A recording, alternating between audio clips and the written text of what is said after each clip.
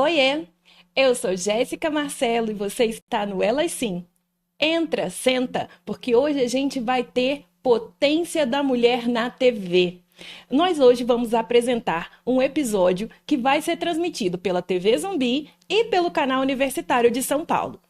E para esse episódio incrível, eu tenho uma experiência que é, no mínimo, surpreendente, de uma pessoa periférica que ganhou o mundo e traz pra gente a experiência dela. Hoje nós vamos falar sobre a experiência de imigrar com Cláudia Canto. Que bom, que emoção estar aqui na Universidade Zumbi dos Palmares ao seu lado. Muito obrigada pela oportunidade, Jéssica. Olha, eu que agradeço, porque eu acho que a gente tem muita coisa para falar. E vamos dar o pontapé inicial, falar sobre essa história de vida que é impactante e inspiradora. Certo? Bom, para mim, eu acho que o mais importante é da onde a gente sai. E eu queria saber de você, Cláudia, da onde é que você saiu? Essa estrela iluminada saiu de onde? Meu berço, com muita honra, foi na periferia de São Paulo. Foi lá que eu descobri a organicidade que poderia me levar para as universidades que eu frequentei e também buscando toda essa intelectualidade que está lá. Às vezes as pessoas que estão lá nem sabem que estão. Então, meu berço, respondendo a tua pergunta, é periferia de São Paulo. A potência da periferia de São Paulo, mais especificamente Zona Leste. Zona Leste, cidade Tiradentes. O maior complexo habitacional da América Latina. Tem que falar isso, hein? Que eu sou muito orgulhosa. E é isso mesmo. É um dos maiores exemplos que a periferia produz intelectualidade, não é pouca não, né?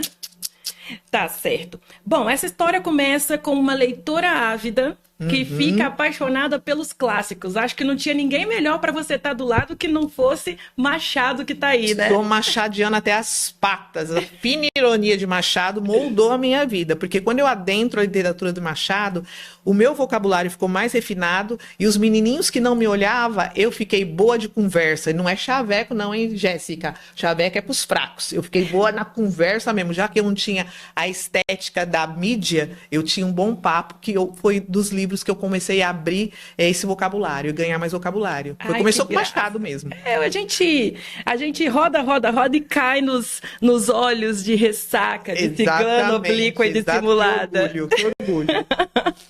É certo, válido. Mas aí, essa menina lá da periferia, lá da cidade Tiradentes, tem uma longa jornada e vai parar no jornalismo. Sim. É isso mesmo? Passei pelo jornalismo, entre outras, né? Eu queria mudar o mundo acreditando que o jornalismo iria me propiciar ferramentas para gritar na comunidade que sim, tem intelectualidade, que sim, somos ricas até com real no bolso e etc e tal. Era uma revolução interna que eu tinha. Adentrei a faculdade, vi que não era bem aquilo, no entanto, fui, inclusive fiz matéria para a revista Raça, viu? Olha. Que é bom falar isso, tenho 4 capas na revista Raça, mergulhei, fui buscando pautas na periferia, consegui adentrar um pouquinho o jornalismo, sim. E depois eu me tornei escritora com a experiência em Portugal. Teve uma experiência que, se a gente tem uma análise unilateral, talvez a gente fale assim, olha, não foi uma experiência tão boa, mas que essa experiência, de certa forma, acabou sendo frutífera e abriu suas portas para a literatura. Mas a gente tem que partir de uma cronologia, né? Tem que ter uma linha temporal. E como é que começa essa experiência fora do país? Eu comecei a querer ostentar. Essa é a verdade. Eu fui para Portugal acreditando que em Portugal eu ia tirar minha mãe da comunidade, ia ganhar muito dinheiro e que ia conhecer outros países, e comigo a estatística não ia funcionar, porque eu era uma negra metida, acreditando que essa intelectualidade que eu busquei através dos livros fosse fazer diferença lá. Absolutamente diferente. Caí na estatística e fui trabalhar como empregada doméstica praticamente num regime domiciliar fechado, porque eu tinha poucos dias de folga e foi lá que eu começo a escrever. Sim. A gente tem uma ilusão da europeização, né? Com então, certeza. assim, o primeiro lugar que eu quero visitar fora do Brasil é a Europa, conhecer Paris, andar nas ruas de Lisboa. Exatamente. Que são aquilo que a gente lê nos livros. Sim. E fantasia como sendo o nosso querer, né? Mas chega lá O peso da cor, Aham. às vezes, nos faz, nos coloca num lugar que não é bem esse do que a gente sonhou, né? Exatamente, porque aqui no Brasil eu adentrava espaços, não sentia o peso, sou uma preta da pele um pouco mais clara, então eu nunca senti o racismo assim, mais social do que racial, né? Por morar na cidade de Tiradentes. Sim. E lá em Portugal eu ouço a senhora da casa dizendo, ela tinha 97, ele tinha 88, abandonado pelos filhos, eu era a quinta empregada na casa, e ela fala, com você eu posso sair às ruas porque você não é negra.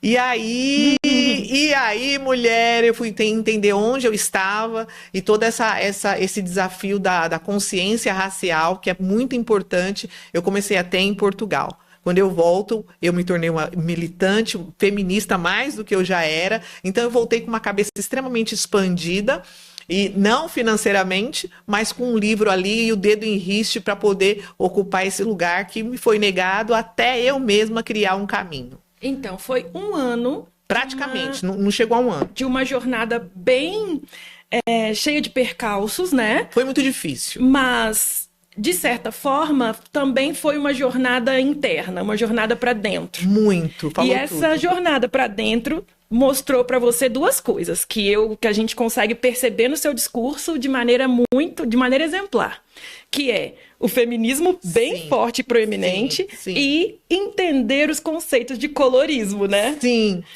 exatamente. Como você mesma já citou, haviam outros 5 empregados na casa, mas só podia se sair com você por conta dessa questão. Ela falava, meus empregados são todos negros, eu não sou racista. Eu não sou racista. E aquilo para mim, eu me construí. Ou melhor, esse mergulho em Cláudia Canto se deu a partir daquela experiência que eu vivi. E depois teve uma sequência de fatos aqui no Brasil que me levaram a entender que sim, eu tinha uma bandeira, que essa bandeira é legítima dessa ancestralidade linda que nós temos, essa coisa afro-indígena, e que essa riqueza seria o meu porta-motriz dessa história com literatura. Então eu comecei a gritar para o mundo que eu tenho, que nós temos uma história riquíssima e que essa história não precisa estar só na Europa. Pode ser lá também, mas pode estar na comunidade onde nasci, na favela da Rocinha. Hoje eu não tenho limites, eu adentro em todos os espaços. Eu fiz o exercício no começo porque eu achava que alguns espaços eu não poderia entrar, porque a mídia tinha me colocado isso. Então eu pensei, se eles escrevem livros com as nossas histórias, se eles fazem livros, se as nossas histórias se tornam TCC, então é porque a gente tem uma intelectualidade, uma riqueza que eu não conhecia. Então eu começo a fazer o caminho inverso e comecei a frequentar outros ambientes para quebrar aquele bloqueio. E eu consegui, Jéssica. Tentaram te colocar correntes e acabaram te dando asas. Nossa, nem me fala. Até demais, porque eu passei a ser considerada a louca, né? A louca da Cláudia Canto, onde ela pensa que vai chegar, os desdéns, os risinhos, as zombarias, tudo isso fez parte dessa história, dessa construção da mulher que eu me tornei. Então, foi essas pedras que me jogaram, eu não vou usar a frase feita, não vou, me recuso como escritora, mas foi de fato isso, as pedras que me jogaram, eu refinei e construí uma jornada.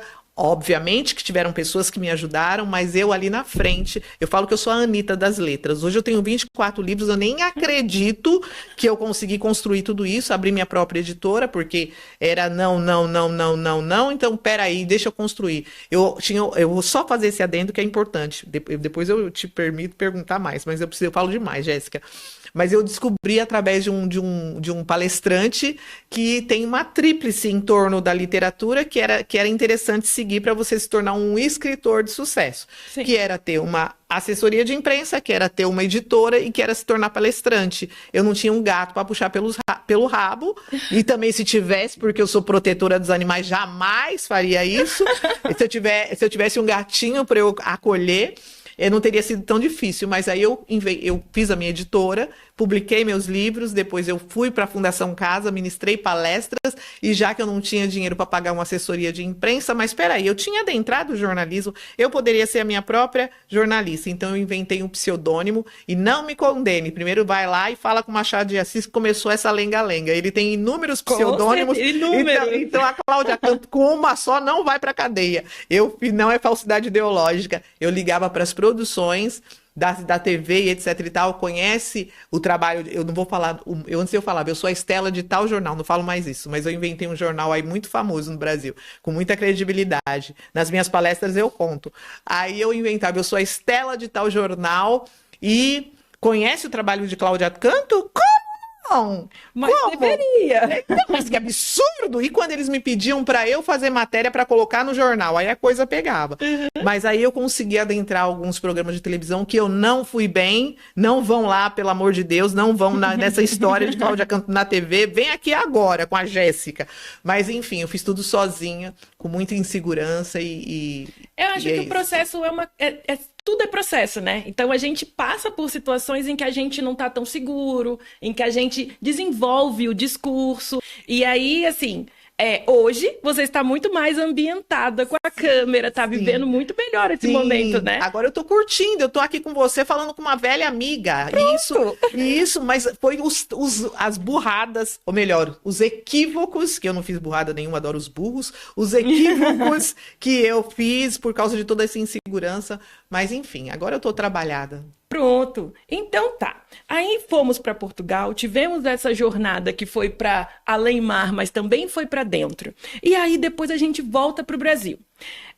Como é que foi essa mudança de escrever para si mesmo e fazer todo esse material se tornar um livro? Aliás, até repetindo o exemplo de uma escritora que é um baluarte da nossa literatura, Carolina Maria de Jesus. Total inspiração, total. Inclusive agora ela vai ser enredo na Unidos da Tijuca, eu tô tentando colocar a ala Morte às Vassouras lá e eles estão me falando não, mas eu vou lá falar com o presidente da escola.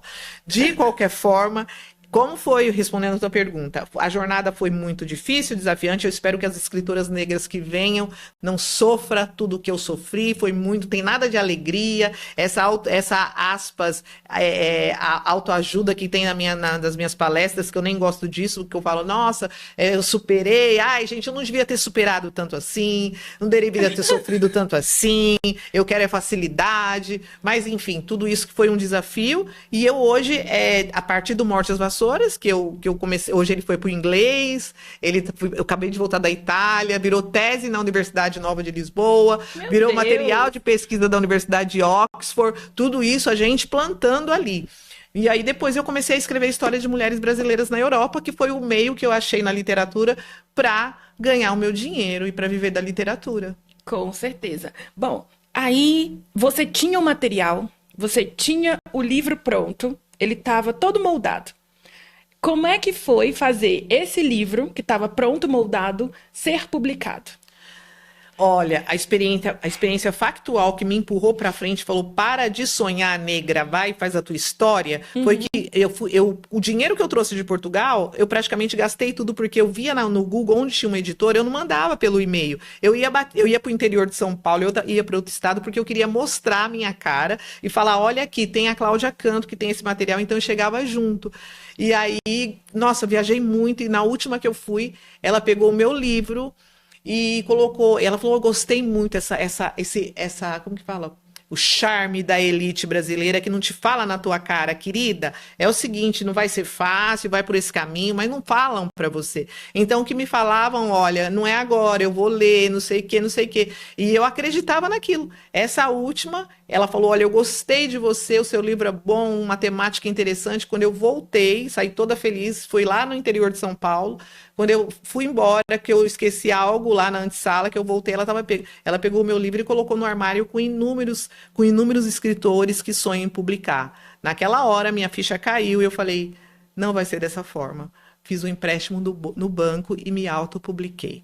Eu fiz 100 livros, se eu não me engano, não vendi absolutamente nada, foi tudo para debaixo. Eu vi um jornalista na rua, entregava, nossa, quantos livros que eu dei, mas uma coisa interessante, Jéssica, eu acho que isso também acontece com você, essa força, essa coisa que a gente tem, pode dizer que é o sagrado feminino, essa força feminina, essa coisa da mulher preta também, então vamos colocar as mulheres todas, é uma coisa invisível. Eu costumo dizer que se eu não tivesse essa cegueira, eu tinha desistido, mas eu eu era totalmente focada no meu objetivo. Era uma disciplina, mulher, que eu nunca tive na minha vida. A única coisa que eu falava é que eu iria publicar meu livro e eu ia fazer muito sucesso. Eu acho que de tanto falar, o universo acreditou, eu atraí e foi. E aí eu lancei o Morte às Vassouras depois na segunda edição, lancei através da minha editora, comecei a gritar na internet as minhas poesias. Uma delas é Um Presente para a Elite Brasileira, que é muito famosa, que eu apresentei na Universidade de Glasgow, vestida de empregada doméstica.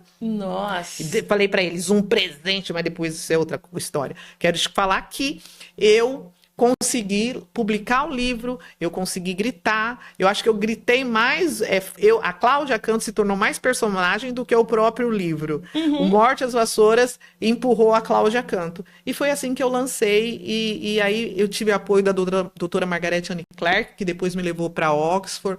Tem o Thomas Mielinghaus, que foi o alemão também, que me descobriu, e muitas pessoas que apareceram para mim me ajudar. É isso, a conspiração positiva do universo. Sim. Para o surgimento da editora Cláudia Canto. Isso, eu não dei chance pro universo. Eu não dei chance. Você foi atrás. Nossa senhora, vou ajudar essa daí, porque essa daí não vai desistir mesmo. Ela não desiste. Não, a pior coisa é você tentar derrubar quem não desiste. Isso mesmo. E eu fui, lancei, abri a editora foi depois, mas antes eu fui fazer palestra.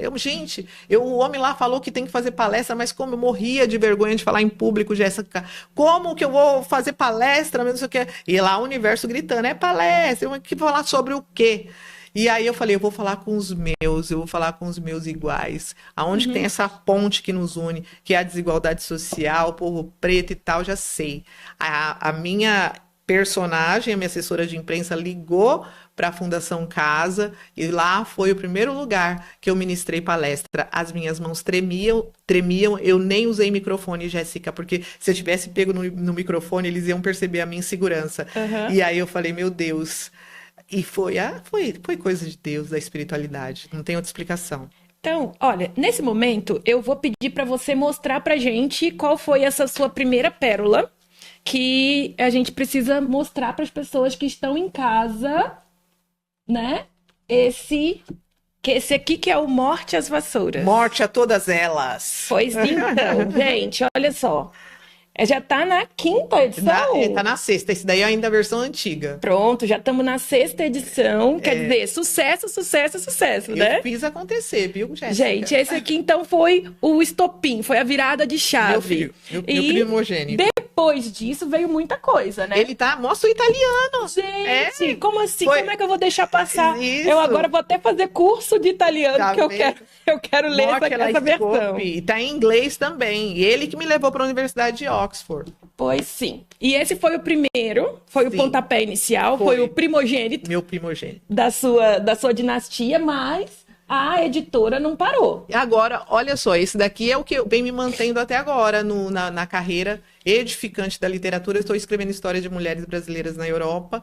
Aí é uma coletânea de histórias de mulheres brasileiras em Portugal, inglês, português, pela nossa editora. Lancei há pouco tempo em Portugal. Aí tem 20 mulheres, se eu não me engano, que elas me contam a história, eu vou lá, leio essas almas e vou e escrevo. Agora a gente está escrevendo história de mulheres brasileiras na China. Então, eu acho isso o máximo, né, gente? Porque, assim, no fim das contas, no badalar da noite, a gente faz a mesma coisa. A gente descobre a incrível história do mundo através de história de mulheres potentes. Sim. Não é mesmo? Sem dúvida. Então, aqui a gente está usando a linguagem oral, mas a Cláudia usa de maneira brilhante a linguagem escrita para trazer à luz a história de mulheres potentes que ganham o mundo. Sim. Olha só, né? A potência da mulher é tamanha que ela vai para além-mar, que ela vai para a China. Gente, é muito... Nem acredito. É muito importante. Nem acredito. E tem livro... Eu sou cachorreira. Eu sou protetora. Eu tenho 7 cachorros, Jéssica. Adotei todos. Aí eu fiz a cartilha SOS Caramelo como forma de ajudar, pelo menos as protetoras lá ainda não conseguiu. A minha ideia é colocar isso aqui nas escolas públicas para sensibilizar os pais que deixam aquele cachorro amarrado lá no sol, na corrente desse tamanho. E eu penso que as crianças, despertando isso nos pais, essa sensibilidade, a gente consegue chegar mais longe. Esse SOS Caramelo, em português, em inglês, porque eu sou vira-lata caramela também, inglês, português, cordel e alemão, tá? Cordel! Cordel. Meu caramelo tá em processo de criação, cordel. E o meu caramelo, o nosso caramelo, que eu acho que ele representa muito o Brasil, Sim. Vai falar inglês, português, cordel e alemão. Mas que metido esse caramelo, viu? E é o próprio caramelo que conta a sua história. Ele tem poder de fala também. Não é a Cláudia Canto que tá contando. Ele fala, eu sou o caramelo, o cãozinho junto e misturado. Meu Deus, que gracinha! Gente, todas as nossas crianças precisam ter acesso a isso. Eu amo. Né? Assim, eu digo que o vira-lata caramelo, ele é a cara do Brasil, né? Ele é a bandeira do Brasil disfarçada. Patrimônio nacional. A arara azul também, mas o caramelo também tem que ter seu lugar de destaque. Caramelo é a bandeira do Brasil de 4 patas. Sim, o que mais tem na periferia é caramelo, né? Pois é. E não é à toa, porque é um cãozinho que aguenta tudo. Resistência. Ele é resiliente. Maravilhosos. Bom, pra gente saber mais dessa história, porque a gente sabe que a história é gigante, que a produção é linda e que a gente tá vendo aqui. Tá vendo a pontinha do iceberg, né, Cláudia? Sim. A gente tem que entender isso, né? É só a pontinha do iceberg. Vem mais coisa aí. Vem a história das mulheres da China, que a gente precisa também ter essa oportunidade, né, para conhecer um pouquinho mais, primeiro, da cultura chinesa, que é muito diferente da nossa. Sim. E de como que as pessoas são absorvidas nesse país, porque por ter toda essa cultura diferente, às vezes pode ficar um pouco complicado, né? Muito. Mas, para acompanhar Cláudia Canto, como é que eu faço? Redes sociais? Uhum. O meu Instagram, eu sou muito atuante, @escritora Cláudia Canto. Gente, vem pro exército, vamos mostrar para esse povo o quanto nós somos ricos e milionários da periferia, que tem potência, que tem inteligência. Me sigam, por favor, porque não é nem a minha história mais, é a nossa história. @escritora Cláudia Canto, tem o site, riquezadescoberta.com.br. Preciso falar que eu arrumei uma sócia linda, negra, da periferia de São Paulo, de Campinas, que está em Portugal. Ela que consegue fazer a junção dessas mulheres na Europa. A Lau Nascimento, que acreditou em mim desde o começo, e a gente junta. Acabamos de ganhar o prêmio, Jéssica, como mulheres negras pioneiras no comércio internacional da Apex Brasil. Uau! Junto com o Ministério do Desenvolvimento. E aí ganhamos esse prêmio, estamos divulgando aí que chegamos lá, 2 mulheres pretas periféricas contando história de mulheres brasileiras ao redor do mundo, e chegou na China. Então acho que isso não é pouco, né? Não, definitivamente não. Porque a saga foi complicada. Definitivamente não é pouco. A gente tem que estar nesse lugar de exercitar o nosso merecimento. Exatamente. Né? Foi difícil pra mim, viu? Com certeza. A subserviência vinha aqui acoplada nas minhas costas, o não pertencimento. Hoje não. Descobri que eu sou rara, rica e milionária. Quem é que segura uma mulher que descobre isso, Jéssica? Ninguém. Que é rica até com R$1 no bolso, que vai em qualquer lugar e fala quando me perguntam onde você mora, eu moro no maior complexo habitacional. Respeita a minha história. Foi lá que eu tive o primeiro banheiro dentro de casa. E, mas você só fica lá. Não, eu sou uma cidadã do mundo, mas a minha raiz está lá e eu não escondo nunca. Mas é só lá. Não, é na China, é na Suíça, é em Paris, é na Itália, onde nós quisermos estar como mulheres. E aí a gente coloca limite nos nossos sonhos. A gente fala assim, olha, quando eu tiver dinheiro, eu quero sair da periferia. E a gente descobre que a nossa principal tecnologia tá lá. A minha qualidade de vida que eu tenho lá, Jéssica, olha esse vestido lindo que eu comprei no bazar lá da cidade de Tiradentes, a minha costureira que me acompanha, meu personal styler, todas as pessoas estão lá, mas eu fico muito preocupada, não quero essa palavra que o universo entende tudo errado. Eu fico muito, tenho muito cuidado para falar de que parece assim, mas você só tá na cidade de Tiradentes? Não, meu amor, eu tô dizendo para tu, quando você descobre essa coisa milionária, esse poder, essa consciência, essa coisa ancestral, eu não trabalho com IA, inteligência artificial, eu trabalho com a inteligência ancestral. Aí ninguém derruba, Jéssica. Bom, e para palestras, Cláudia, a gente também te aciona nas mesmas redes? Por favor. Agora eu tô saindo um pouco da literatura. Eu preciso falar uma coisa que vai ser maravilhosa aqui para a Faculdade do Zumbi dos Palmares.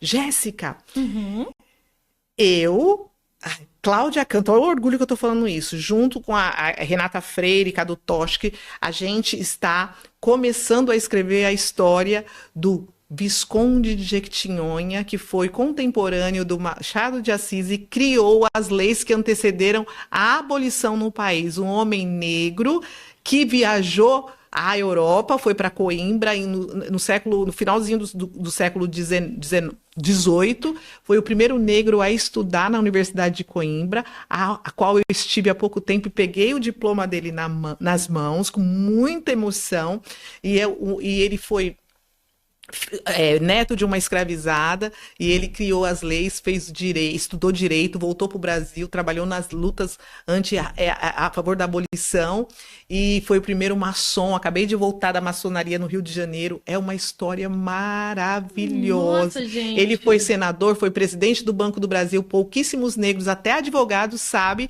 que quem fundou a IAB, Instituto dos Advogados do Brasil, foi um homem negro, Visconde de Jequitinhonha. Nossa. E a gente está contando, vai escrever essa história, Jéssica. E eu já tô aqui como leitora, porque sou também, tá? E eu quero deixar isso bem claro. Claro que é, senão você não chega onde você tá. Então, quem é que não lê e chega onde tu tá? Pois Ela falou, eu não quero que me chame de doutora, mas olha, gente, é doutora e ponto e acabou. Como que a pessoa que não lê vai se tornar uma doutora? Existe algum milagre pra isso? Pois é. Então, assim, como leitora ávida, eu já tô aqui ansiosa para esses livros, tanto da história das mulheres na China, quanto para o livro que fala sobre a história O Visconde de Jequitinhonha. E quando tiver liberado a publicação, me avisa. Por favor, tá bom? Por favor. Bom, infelizmente, porque esse papo tá gostosíssimo e eu vou ter que me dizer tchau. Tá? Mas vamos dizer que seja um tchau meio até logo. Até daqui a pouco. Exatamente. Quando a gente tiver tudo pronto das próximas publicações, você me fala, a gente volta para continuar essa história. Vou trazer o Visconde comigo. Beleza. Bom, e eu também quero agradecer a você que ficou conosco aí do outro lado, que eu também acho que vocês tiveram uma experiência incrível nesse programa de hoje, que eu também vou agradecer a TV Zumbi e a transmissão conjunta com o canal universitário.